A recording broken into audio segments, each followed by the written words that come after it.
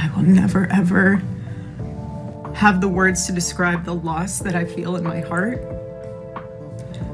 I honestly have no idea what any of this means. I know that God does, but I don't. To my great fellow Americans, I am filled with grief and anger at the heinous assassination of Charlie Kirk on a college campus in Utah. Charlie inspired millions, and tonight, all who knew him and loved him are united in shock and horror. What happens when a loyal companion refuses to accept that goodbye is forever? Can a single moment of raw devotion change how an entire nation remembers someone?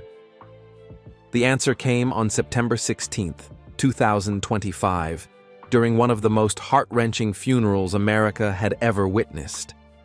What started as a solemn ceremony quickly transformed into something nobody could have predicted. A golden retriever named Scout was about to create a moment so powerful that it would leave millions in tears and reshape how the world remembered Charlie Kirk forever. Stay with us to uncover the shocking truth behind this story that captured hearts across the globe. The day that changed everything. 6 days had passed since the unthinkable happened. Charlie Kirk, a name that had sparked countless debates across America, was gone. Shot down in his prime, leaving behind a wife, family, and a nation struggling to make sense of senseless violence.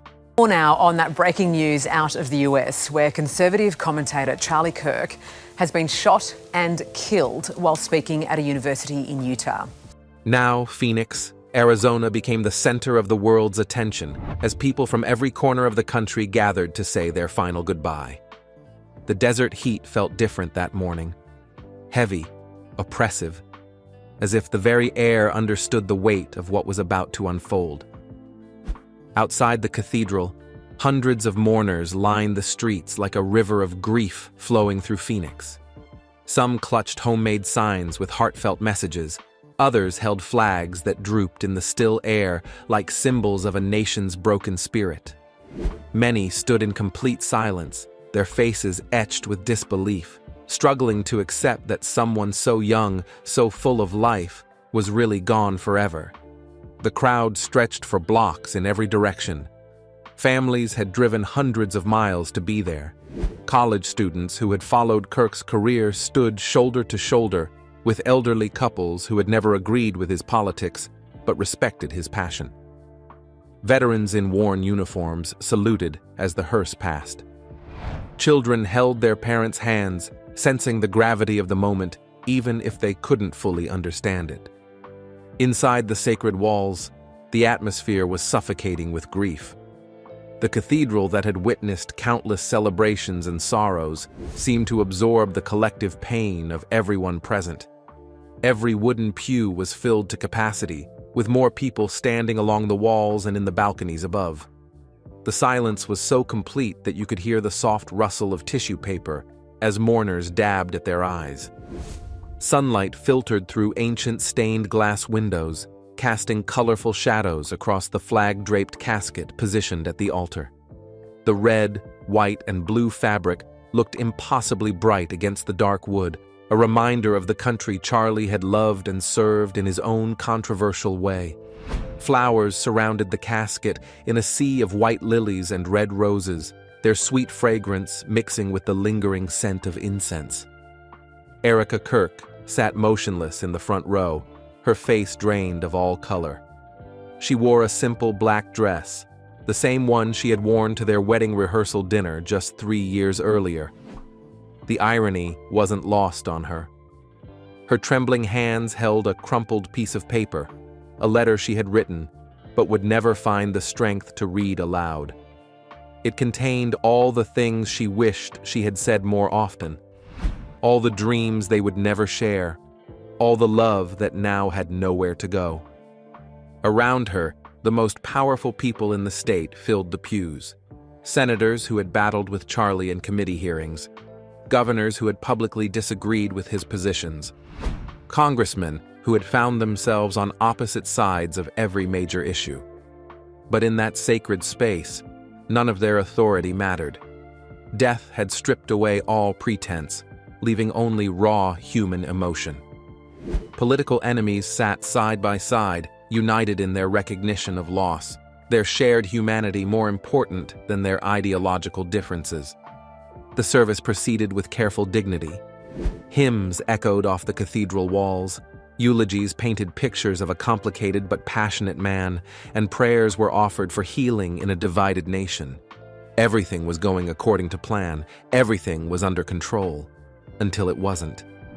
As the choir's final notes faded into silence, something shifted in the atmosphere. A sound broke through the stillness, soft at first, like fingernails tapping on stone. Then it grew louder. Heads began to turn. Gasps rippled through the congregation.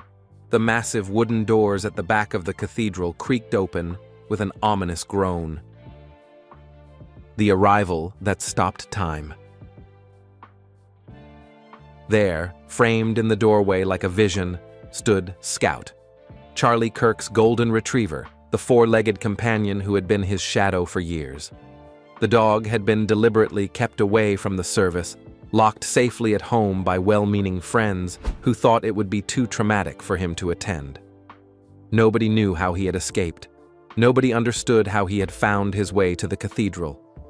But there he was, as if summoned by forces beyond human comprehension. The story would later emerge in pieces. A neighbor had seen Scout pacing frantically by the front door that morning, whining and scratching at the wood.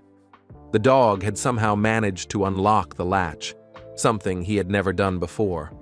Security cameras caught glimpses of him running through the streets of Phoenix, dodging traffic, ignoring strangers who called out to him. He had traveled over 8 miles, navigating busy intersections and crowded sidewalks, with a determination that seemed almost supernatural. Scout's usual playful energy was nowhere to be found. His golden coat, normally lustrous and well-groomed, seemed dulled by sorrow. His tail hung low, almost touching the ground like a flag at half-staff. His ears were pinned back against his head, and something in his dark eyes suggested he understood exactly why he was there. This wasn't a dog looking for his master. This was a creature in mourning, driven by an instinct deeper than training or conditioning. The silence in the cathedral became deafening as Scout surveyed the scene before him. His nose twitched as familiar scents reached him. Charlie's cologne lingering on Erica's clothes, the leather of his favorite briefcase, the soap he had used that final morning. But underneath it all was something else, something that made the dog's whole body tremble with recognition, the absence where presence should have been. Every eye followed as Scout began his slow journey down the center aisle. His paws made soft clicking sounds against the marble floor, a rhythm that seemed to match the collective heartbeat of everyone watching. Step by step, he moved toward the altar, toward the casket, toward his final goodbye. His gait was different than usual, more measured, more purposeful. He paused occasionally, as if gathering strength for what lay ahead. The cathedral's acoustics amplified every small sound, the rustle of fabric as people turned in their seats, the soft gasp of someone recognizing what was happening, the barely audible sob from someone who couldn't contain their emotion any longer. But all of these sounds were dwarfed by the quiet determination of Scout's approach. Whispers started as ripples of shock spread through the pews like waves in a still pond. Is that Charlie's dog? How did he get here? Someone should stop him. But even as people whispered, no one made a move to interfere. There was something sacred about Scout's journey, something that demanded respect even from those who didn't understand it. Security personnel shifted uncomfortably, unsure whether to intervene or let the moment unfold. They had been trained to handle disruptions, but nothing in their experience had prepared them for this. Church officials exchanged worried glances, concerned about protocol, but unable to deny the power of what they were witnessing. But something about Scout's dignity, his purposeful movement, his obvious grief, made everyone hesitate to interfere. As Scout drew closer to the casket, the tension in the room became almost unbearable. Erica's breathing grew shallow. Her mother reached over to steady her, sensing what was about to happen. The dog paused for just a moment at the base of the altar steps, as if gathering his courage for what came next. Then, in a single fluid motion that would haunt witnesses for the rest of their lives, Scout leaped onto the casket, the moment that broke the world. The sound of Scout's paws hitting the American flag was like thunder in the sacred space. His claws scraped against the polished wood as he struggled for balance, desperate to reach the spot where he somehow knew his beloved master lay. And then came the sound that would echo in nightmares for years to come. A howl so raw, so filled with anguish, that it seemed to tear the very fabric of reality. It wasn't the bark of a confused animal. It wasn't the whimper of a lost pet. This was something primal, devastating, pure. Scout was mourning in the most honest way possible, with every fiber of his being. The howl seemed to go on forever, rising and falling like a symphony of heartbreak, bouncing off the cathedral walls and piercing straight through to the souls of everyone present. Erica's carefully maintained composure shattered like glass. A strangled scream escaped her lips as she collapsed into her mother's arms. The sound of her crying mixed with Scout's howling created a symphony of grief so intense that grown men in the pews began sobbing openly. Senators wept.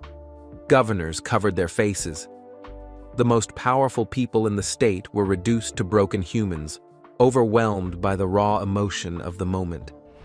Security officers started forward, then stopped, frozen by the weight of what they were witnessing. How do you remove a mourning creature from its master's side? How do you interfere with grief this pure, this honest? They stood paralyzed, knowing that any action they took would shatter something sacred. For what felt like an eternity but lasted only seconds, the cathedral was consumed by Scout's anguish. His howl seemed to speak for everyone who had ever lost someone they loved. It was the sound of loyalty refusing to accept loss. It was devotion given voice.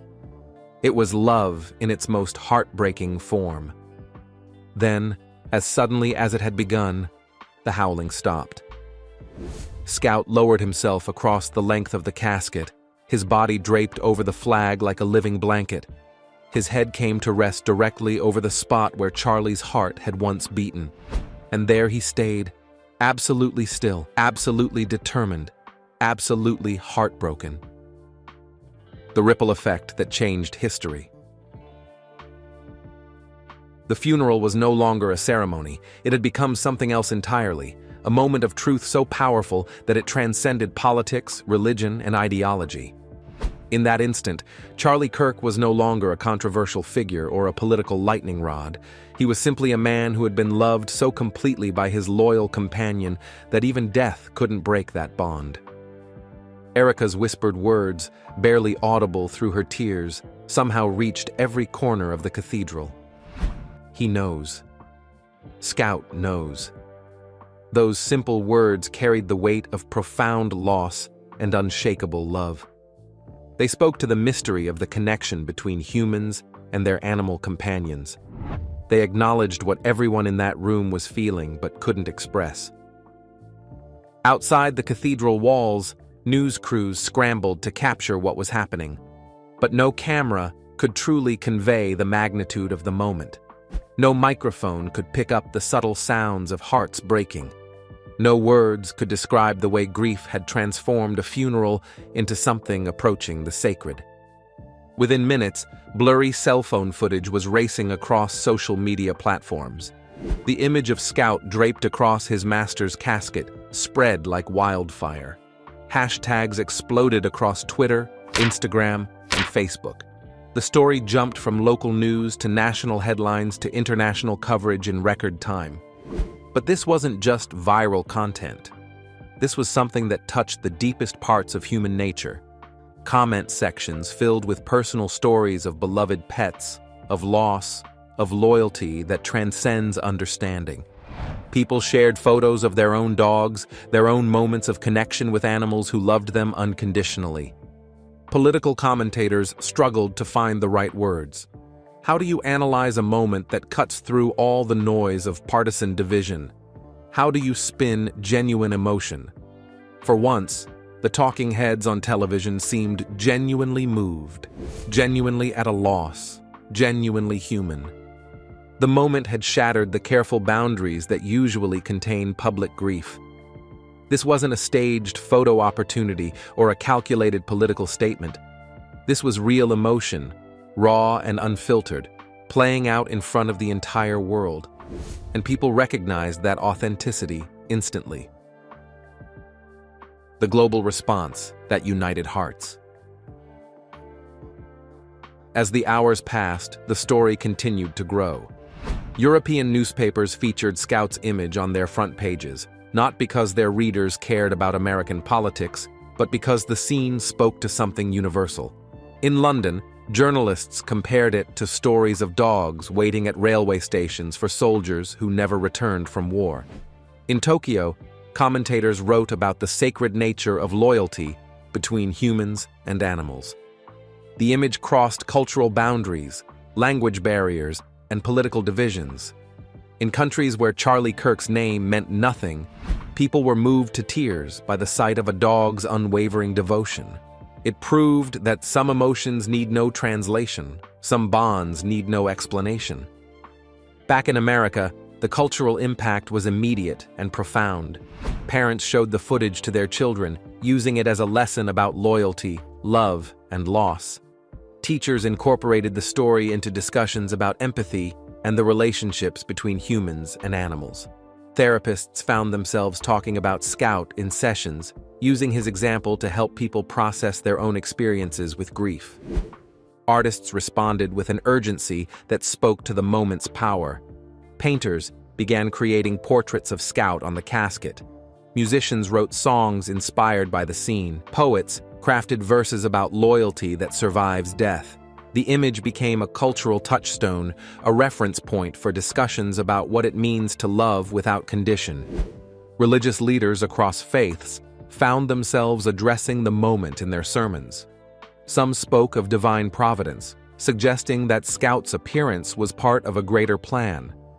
Others focused on the lesson of unconditional love, using the dog's devotion as an example of how humans should care for one another. Mental health professionals noted an unusual phenomenon in the days following the funeral. People who had been struggling with depression or anxiety found themselves oddly comforted by Scout's story. There was something healing about witnessing such as pure, honest emotion. In a world full of artifice and pretense, Scout's grief was refreshingly real. The story also sparked deeper conversations about the role of animals in human lives. Pet adoption rates spiked in the weeks following the funeral. Animal shelters reported increased donations and volunteer applications. People seemed newly aware of the profound bonds they shared with their own pets, inspired by Scout's example of unwavering loyalty. The legacy that lives forever. Months passed, but the image of Scout refusing to leave Charlie's side never faded. It became one of those rare moments that rose above its time, speaking to themes of love, loyalty, and loss. For Charlie's family, it was both comfort and pain. His parents found solace in knowing their son had inspired such devotion, yet they carried the weight of private grief turned into public spectacle. Erica suffered most. Defined by a moment she never chose, she refused interviews, book deals, and films, choosing instead to guard her sorrow in silence. Scout, meanwhile, became an unwitting symbol. The golden retriever who had leapt onto the casket out of instinct was written about, filmed, and celebrated worldwide, yet he remained unaware. To him, it was simple. He just missed his master. The political implications of the moment continued to reverberate. Charlie Kirk's supporters used Scout's loyalty as evidence of their hero's character. His critics found it harder to maintain their harsh assessments in the face of such genuine devotion. The dog had humanized a figure who had often seemed larger than life. Universities began using the footage in classes on communication, psychology, and cultural studies. It became a case study in how a single moment can reshape public perception, and how genuine emotion cuts through political spin, how love transcends the boundaries we create between ourselves and others. Years later, Charlie Kirk's funeral was remembered not for words spoken, but for what was felt. In a divided and uncertain era, Scout's unwavering devotion reminded the world of timeless values of loyalty, love, hope, and the quiet courage to grieve openly. The story inspired countless acts of kindness. People reached out to elderly neighbors with pets, offered to help care for animals whose owners were struggling, and donated to animal charities in Scout's name. The ripple effects of one dog's grief created waves of compassion that continue to spread.